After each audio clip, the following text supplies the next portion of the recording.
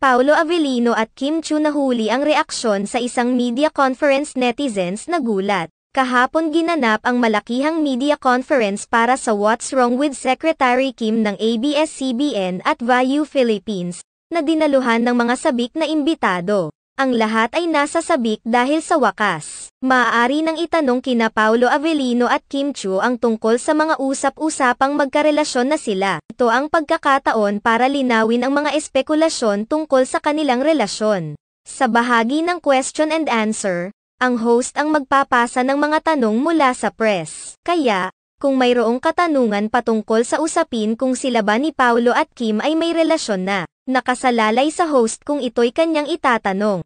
Dahil pagkatapos ng presscon, hindi na maaaring magkaroon ng karagdagang panayam ang press kay Kim, Paolo, at sa ibang cast ng What's Wrong with Secretary Kim.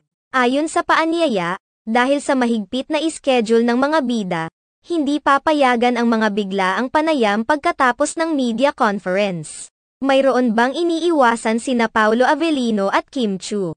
Sa kabila nito, sabik na sabik ang mga tagahanga ni Kim at Paolo sa kanilang bagong serye. Salin lang, naranasan ng mga manonood ang matinding tensyon at drama.